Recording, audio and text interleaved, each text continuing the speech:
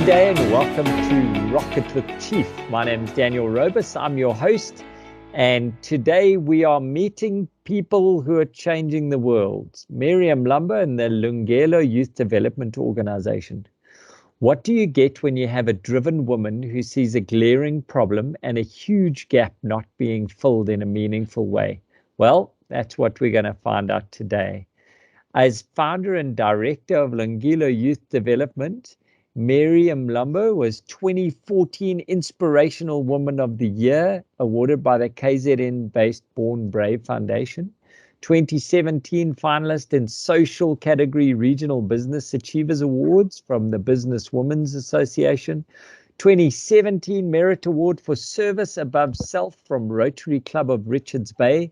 Senior Experience Services Representative of South Africa.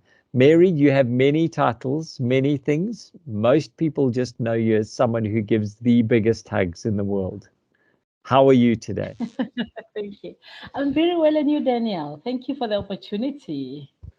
Mary, you in a nutshell, what does Lungelo Youth Development Organisation do? We are in the space of providing solutions for challenges that we pick up in the community. You know, the short and sweet of it is that we identify. So what does that mean in English? What is that in English? Okay, so what happens is we identify, and I'll give you an example. Maybe it will make more sense. For instance, as I'm speaking with you, it is school holidays. So we picked up that during the holidays, there isn't a lot of activities, extramural activities going on for the children. So the kids are bored and they get up to all sorts of mischief because parents are either out looking for work or they are at work, but children are unsupervised. So we put together a holiday program where we have kids come to the center. We assist them with reading. For instance, we teach them reading skills. We play games with them. So we keep them busy. And of course, in between, we give them a snack because we know that most of the children have a meal at school using the government feeding scheme. Now that it's school holidays, they don't have that meal. So we try and fill that gap. So and really, that's what we do. How many kids are there in Lungelo? So our numbers fluctuate from time to time. As I'm speaking with you, we have got, yesterday we had 110. I don't have today's count yet. Yesterday we had 110 children that came to the center, and we also feed in the village. So at a certain time, we drive around the certain spots where we go and drop off sandwiches. And that came about during COVID times. And we have, since then we have not stopped because, during COVID times, people didn't have food and there were really, really difficulties out there. So we started a project where we make sandwich and jam peanut butter and we deliver to children in the village. We thought we will do it only for that time, but it has grown so much and it has been a thing where communities are saying, please do not stop. Because some children come pick up the sandwich and they go and share it with the grandmother at home. They share it with adults, not just children. No ways. In a day, we feed about 300 or more children. Wow. And that started, let's rewind a little bit. Explain to the people who have never been to the area where you are. They think Richards Bay, they think of an industrial town. Where exactly are you and what is the situation like there? All right, so I am in a little village. It's semi-rural called Mzingazi, which is just outside one of the very fancy suburbs in Richards Bay, Miransia. It's on your way to Richards Bay Minerals, which again is the biggest mining area here. So the village came about following the people that came to work in the industries. Like you rightfully say, it's a very industrial area. That's how the village came about. So it's an area where you have a lot of people that are unemployed. Unemployment is rife. You've got a lot of young people that are not motivated to even go to school because they see their peers or their elder siblings that have either gone to school, have got some qualification, but have got no job. So it's like, what is the point of me going to school because it doesn't work for me? I was told it's a key to success, but there is no success. Wow. So part of what we do is to encourage and motivate these young people. Then it's also an area where, because it's semi-rural, most parents, young parents, are out to either Joburg, Durban, those big cities where they're looking for jobs, and children are left with the grandparents and Okay. other family members. Some children are left on their own, so one of them has to assume a role of being a head of the family. What So ages are we that's talking about? What ages are we? all right. So we work with young people from all ages. I mean, we've got a creche, an ECD, where the ECD started as an area where we want to look after children of the young girls that were teen mothers, that we say to them, go back to school or go develop yourself or go learn something. You cannot just sit at home because you've got a baby. So we've got small children, which is from about age 2. Then we've got school-going children, your preteens and your primary and high school children. And then we've got those that are out of school. Sure. So you've really Um, got a heart for the community. You span the whole side there. Yeah, so we try and accommodate everybody because you've got that gap, the transition of people that finished high school and they're supposed to be looking for a job or try go over to a tertiary institution, and either they didn't do great to get acceptance or they just don't have the money to go there. So they have to be somewhere. Somebody has to give them space to find a niche, to find something that they can do. So yeah, that's what we do. Mary, before we talk around putting starfish back in the ocean, you had a Yeah, corporate career with the trappings of a young executive. You were correct. at insurance. You had a stellar career ahead of you. Yeah, How did you give all of this up to move to rural KZN? What happened? it's seeing a it's seeing a need. I came to Richards Bay on holiday, and I noticed that there was like something amiss. You find a lot of young people. It wasn't during the week. You find a lot of young people walking around. There's quite a number of um, taverns around, and then you start to talk to people. I mean, I'm that kind of person that will just talk to people and find out what's going on. And then people would say to me, oh yeah, we don't have this, no, we would love it, because I spoke to the young people and say, yeah, we would love to have a youth center around. I spoke to the schools, and with one lady I met who's a teacher, and she told me the situation in school about children that are really not taken care of. They've got quite a few needs, and young people that said, I want to do something, but there's nothing else to do. So I would rather go sit at a shebeen and drink all day because I've got nothing else to do. So really, I identified a need, I identified a gap, and I started the youth center to fill the gap. So that's why our youth center, we call it a resource center for young people to come and find space, to tap into themselves and find what really they want to do. This must have come as a bit of a surprise to your family. You were living in an affluent neighborhood, and then you moved to a container, if I remember. Yes, it was a difficult decision to make. It was very hard. We had to sacrifice quite a bit as a family, because now you can imagine that without my corporate job, it means even the lifestyle at home had to change. Sure. And also it was very difficult for me as well, because like you rightfully say, moving from an affluent neighborhood where I had pretty much everything that I needed, well, really very, very comfortable life, to having to adjust to a life that I didn't even know. I've never lived in a rural area in my life. It was the first time. I'd never, bath in a little tub instead of a big shower where I just walk in. So it was a huge adjustment for family and for me. it took a while to adjust. Sometimes I'm actually wondering if I have adjusted. But above everything else, family was very supportive. My husband and my children and my siblings said, if this is what you think you want to do, we're not going to stop you. We will support you. If you can reach out and make a difference, why not? It must be difficult to watch your compatriots from a corporate perspective driving the Ferrari, walking around in Santon buying Gucci, when you see kids around you that don't have food and don't have parents and structure. Any message for them that you send through? I wish they would be in touch with reality.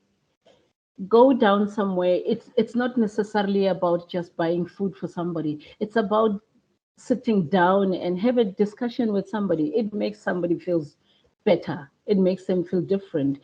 And I'm not trying to make them feel guilty, but you go buy that Ferrari, of course you can afford it. That's the life that you want. But somebody else next to you does not have that. Don't wear, what's the English word? Oorklappies? I don't know what's the English word. Don't wear blinkers. Don't wear blinkers. Yeah, don't wear blinkers and turn a blind eye to what goes on in the world, because this is reality of who we are and what is going on in our neighborhoods. And it will take us to change it. It will not take anybody else coming from anywhere.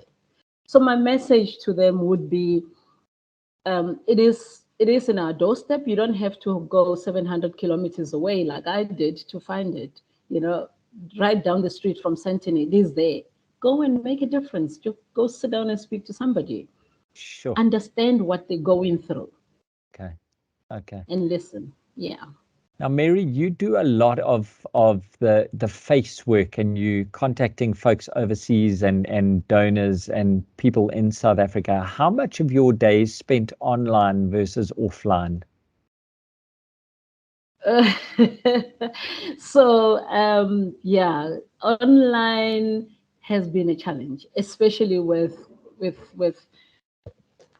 living in this area, because we don't even have infrastructure to have fiber. For instance, I use mobile Wi-Fi that I have to move the router around to find a right spot to make sure that we don't lose connectivity. So and these are some of the things that people take for granted, like, oh, we will have a virtual meeting. Like, okay, it works for you, it doesn't work for me. So I try and balance my time, to make sure that I spend time virtually, but there is no time to sit in the office, because if you're serving the community, you have to be out there with the community. The people that need you, you go sit under a tree with them somewhere and chat to them. You have to go sit somewhere under a rock and talk to people and provide sandwiches and provide sanitary pads, things that we take for granted. Yeah. We're gonna talk about that, about girls' access to school, because they don't have undergarments, don't have panties. Yes. This barrier to Wi-Fi and to connectivity, is it a real issue? Do you think that this is holding your kids back, or do you think we're making a bit much of it? It's holding back in a sense that not all of them have got. There are certain areas when you move further down in the village, even if you have got data to connect to your phone, you cannot connect at all because there is no network in the area. Telkom cannot come and put in wires here because there's no infrastructure. Okay. So it holds them back, but there are certain areas like where we are, the kids are able to come here, but it's not all the kids that can reach us, but they are able to come here. For instance, especially during COVID, they had to study online. Then they could come here and study from here because we've got the resources. But if you go home, they only have got that little 100 Rand phone just to make a phone call. Nobody's got a smartphone at home. And where are the kids supposed to study? Or even if they have got a smartphone, they have got WhatsApp data, not data to be able to do research or anything like that.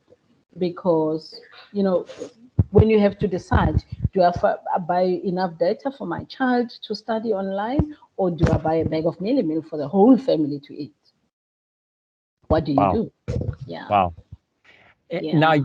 you came with big eyes from Johannesburg. What's been harder Mhm. than you anticipated? What did you take for granted was there? We've spoken infrastructure.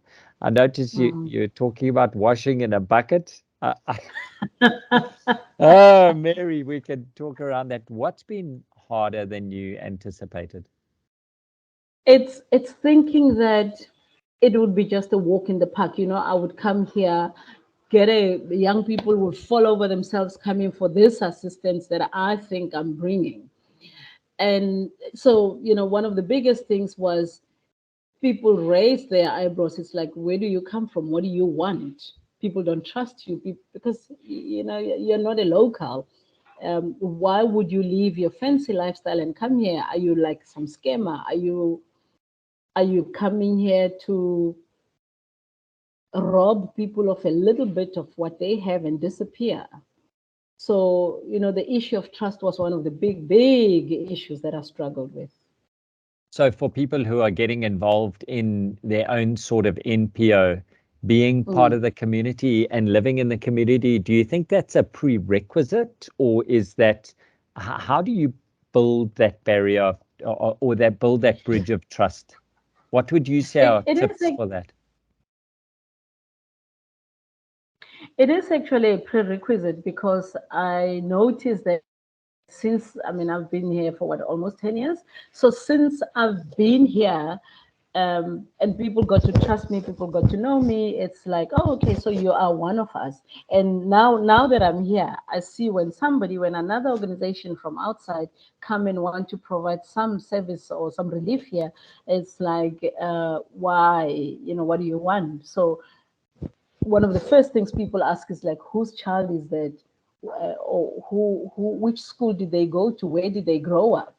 And if they cannot find all of that, then the questions start coming up. Like, are you here now to steal from us and disappear? Mm, mm. Yeah. Eh, Yes. eh, Do you think the exclusion from the digital world is a good thing or a bad thing for your kids in the village now?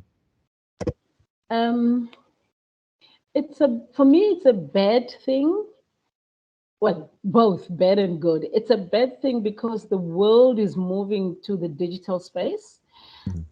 It limits them because when they finish high school and they have to go see the world, one of the things I'm trying to bring here is the exchange world. So if they were to travel to Germany on an exchange program, they will be totally, totally in a completely different world.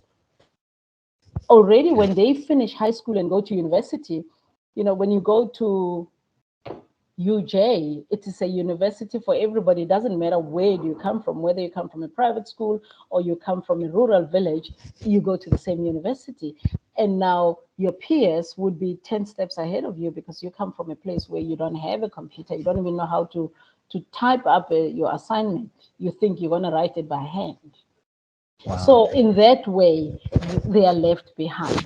In another way, I feel that they are protected. I love seeing young people playing around, playing to go outside and play football instead of playing PlayStation or online. Yeah. PlayStation or playing online games or watching some videos online. I love seeing young people being outside in the nature, enjoying and just being themselves out there. And Mary? sorry, I wanted to say Mm, that protects them from some of all this negativity that mm, comes with social media. mm. Mary, Mm. you've got 5 active programs on your website. What are they? What is the biggest uptake, and what are the programs? Do you teach any technology skills to your kids? We actually do. So unfortunately, our website is a bit outdated. We really, really need to update it. Uh-huh. Um, yeah, it is. We don't have people with those skills to assist us. And we don't have the money to employ a service provider to keep it going for us. So just a pause there. Anyone who's listening who can build a website and wants to work with Mary in changing the world, reach out. Where can they get you via the website? Yes, they can. They can. So the email address that's there, we manage that email address every day. All right. So if you want to do something amazing and build an amazing website, please reach out. Okay, carry on, Mary. What else do you teach these kids? Thank you, Daniel. All right. So yes, you asked about the digital skills. We actually do computer training. We do basic introduction to computers training here. Okay. We give to young people. So we give to children in school, in primary school, grade 6 and 7. We also give to young people that finished high school and are not in employment and not in any formal education or in any form of training. So we give those computer training skills to them. Okay. And how do you fund this? What keeps you going? Where do you get the sandwiches, the computers, the data, the connectivity? Okay, so the computers, about 3-4 years ago, we got computers from Vodacom Foundation. We got about 10 laptops from them. Oh, wow. Yeah. And then at the moment, we've got about 4 laptops that was donated by an organization called LabDo in Germany. What they do is they get, actually we've got about 6 of those. They get laptops, old laptops that they refurbish and donate to the world. Oh, wow. What a nice organization. Yeah. That's brilliant. And then the sandwiches and the peanut butter, is that coming from your ex-corporate salary still? Part of it comes from my ex-corporate salary, which it's really, really diminishing because, if there's no money coming in, it's all going out. It's diminishing very fast. But we also have got a sponsorship from KFC. People that eat KFC, they buy KFC, they must pay that 2 rand because we are one of the beneficiaries. It is not people in jail. Okay, so I'm having KFC for lunch now, Mary, just for you. Donate your 2 rand, folks. So that comes to you. That's amazing. That is brilliant. Yeah. So we are one of the beneficiaries of the KFC feeding scheme. So the bread and jam and sandwich we buy from that. Also the bakery where we buy bread, they do donate some of the bread as well. So, Who's if we that buy bakery? they are called Wheat Flour. They are based in Richards Bay. Well, big up to Wheat Flour. Let's give them some kudos for that as well. Thank you, Wheat Flour. Thank you for keeping it going. Yeah. You've also got a volunteer program where people come from outside and assist you guys. What does that do? It actually part of what has really kept us going because these volunteers, when they go back, I mean, for instance, these laptops that we get from Germany, it's because one of our past volunteers, when she went back, she tried to find where she could assist. And that's how she found us this company that is assisting with laptops. So unfortunately, COVID has set us back because no one was traveling. So we did not have any volunteers coming. So what is the volunteer program? What is it doing now? So, all right, the volunteer program is where it's these young people that finish high school overseas and they kind of take a gap year and they want to go somewhere in the world to go volunteer. So it is that, but there's also, we registered on a website called Work Away. Okay. These are volunteers that come while they're traveling, while they're on holiday. So they while they're on holiday somewhere in the world, they also want to give back in the communities. Okay. Those ones stay for anything from between 2 weeks to about 3 months or so because they're really always on a go. So they really have been great because remember, we don't have money to pay salaries. So all these volunteers that come here are the ones that really assist, with the computer trainings, with the reading clubs, with playing sports, with any other assistance that they can provide, just to come here and butter a sandwich, or come here and find that there's a house that is falling apart. We go with volunteers and they assist just to, to hammer a few things together and make sure that that shack doesn't fall and people are sleeping in a bit of a safe place. And do your volunteers stay at Lungelo?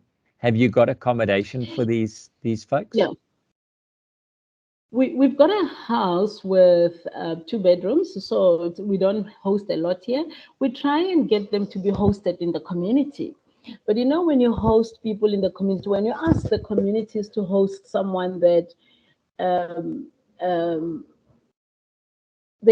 they cannot even feed themselves, and they have to feed an extra mouth, because these volunteers, they don't pay anything, And people would say, why must I host somebody from Europe who's got all the money and I don't have the money? And they don't understand, because I brought a foreign concept that they're not used to, that people will come here to come and assist us, and in exchange of their services, we give them food and accommodation. Yes.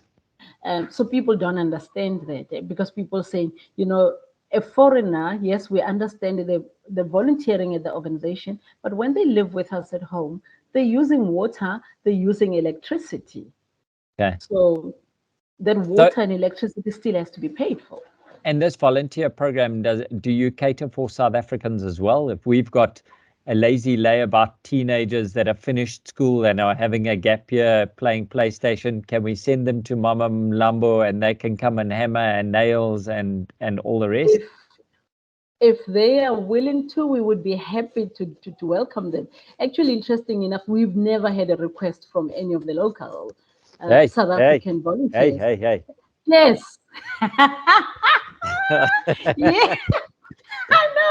I know the Robus family is coming. Yay! So for our listeners, Mary is taking my daughter and her best friend, and they are going to be the first South African volunteers. So thank you, Mama Mlambo, for inviting them to your house. My 16-year-old will be there. So yeah, awesome. Okay. Look, around where I live, you get these young people that come here to want to volunteer, and they come for different reasons. Some of them are volunteering that in case there's a job opportunity, I can get employed. Some are really, really volunteering, saying, you know what, I'm sitting at home, I'm losing my mind sitting doing nothing. I really want to come and do something. Wow. But on the websites like your Workaway, it is always foreign people that are applying. I've never had an application from a South African. Let's change that. Come on, to all the people from Rocket, you've got youngsters. Let's change that and get South Africans volunteering. Mary, isn't it easy to be overwhelmed by the challenges you faced? How do you stay ahead of the game? How do you keep throwing the starfish back in the ocean? It can be very, very overwhelming. Sometimes when I go to my little home, close the door, I actually just wonder, is this me? How am I doing this? Look, I've got great support of family. I also have, I guess, my faith. I'm a Christian, so my faith helps to keep me going as well. Because on Sundays, people know no matter how hard I work, Sunday I make time to go to church, because this is where I kind of de-stress and get to focus and be me, and and try and calm down. What do you need in order to take the next step? Where do you take Lungelo Youth Development to next? What's the big goal for you? Sure. The vision is big. I would want to replicate it in some other deep rural areas somewhere, because I have seen what it has done, and I have seen that it was not a mistake. I have seen that it really, really has made a difference in a few other young people, and I would want to see that elsewhere, there are places where there's youth centers. So where there isn't any, I really would want to do that. That's number one. But number two, one of my big dreams is to have like a private school. So the children that comes to our daycare center, we teach them values, we teach them morals, we give them something different that your normal school doesn't give them. And we can actually see, because the feedback we get from schools, the two primary schools around our area always say, we want the children from Lungelo. And over time, we can see that our children lose our values that we've taught them here. So what I would want, my vision and my dream is that if our children were to go through at least up to about grade 4, then they can go into the normal schooling, because then I think they would be strong enough. They would have learned what we taught them, and it would not be easy to lose that, because little things like teaching children reading skills, teaching them the confidence of being able to know who they are. Children, teaching Please them and thank you. please and simple manners. Teaching them to know that there's a world out there, exposing them to volunteers. You have children that when they see a white person, they're even scared to touch them because they don't know if this is if this is a human being. And we expose our children to that.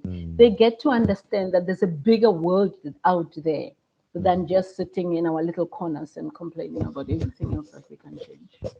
Why is this important to my audience, Mary? It is important because we want to change this world to be a better place. This moral regeneration, it's something that we can't sit back and watch moral decay. And sometimes it's a bit too late to intervene at age 16, 17, 18. But if we build and give them a solid foundation, my hope and my belief is that they will grow with that, and they will be able to change the world, and probably the little ripple effects will make this our beautiful country, a better one, instead of the way it's going at the moment. 2 more questions for you, Mary, before we let you get back to what you actually want to be doing. What's the biggest lesson that you've learned as being part of Lungelo Youth Development? There's a lack of parenting skills out there. Parents are getting younger and younger. You know that in the past there used to be that generational thing. You find that in a family there's a granny and a mother, and so parents are getting younger and younger, and they're moving away from the grandparents. So there's no passing on of those parental skills. People are broken. People are going through a lot, and they take it out on the vulnerable and the easy targets, and normally which is the children. And those children are going to take it over to the other children, and this moral decay and the negativity and the broken communities just keep growing and growing and growing. So, one of the things I would want to do is to take a few steps back and say, it does not help to try and assist and build these children, and yet they're going back to this home where they get broken again. They're not encouraged, they're not motivated, they're not told how beautiful they are. They don't even get a squeeze, they don't get hugged. I remember when I first came here, I used to, when I opened my arms to hug children, they would actually run away thinking that I want to hit them. You think that I want to slap you. In the meantime, I just want to give you a hug. And now when I come and I walk and children just come flooding me just for a squeeze. So I would want to go back and maybe have a school for adults just to teach them those things. Wow. If you were speaking to a room full of business executives, what would you ask them? I would ask them not just to give your money without understanding, but go there and understand, so that when you when you invest, don't say I'm donating, say I'm investing, because you're investing in a life, you're investing in a future of a young person. This giving because of guilt or because of tax break, it's not, it, it doesn't carry weight. It's yeah, we will accept it, but I wish people would actually, it should come from the heart. It should come from a place where you're saying, I really am investing in the life of a young person, not just giving money. I was worried that I didn't have a mic drop moment, and you just came through here. Don't just give money to donate, invest in a life.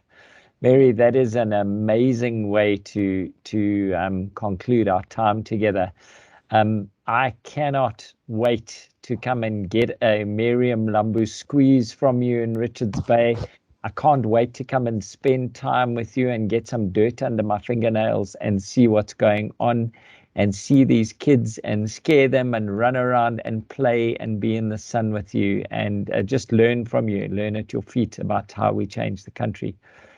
I would love to say that your voice is going to be heard by thousands, which it will. Wow. If people Thank you. come, give me that web address again so that we know where to go. So it is www.lungelojouthdevelopment.org.za. And my email address is, so our email address is info@lungelojouthdevelopment.org.za. Do you want my contact number as well? No, that's perfect. Thank you very much. Okay. From great. our side at Rocket, I just want to say thank you for doing what you are doing. Thank you for bringing corporate to where it's needed. And just thank you for the love that you share with your community. See? Thank you, Daniel. Thanks for the opportunity. And looking forward to see you soon. Have a lekker day. Right. Thank you. Cheers. Bye. Bye-bye.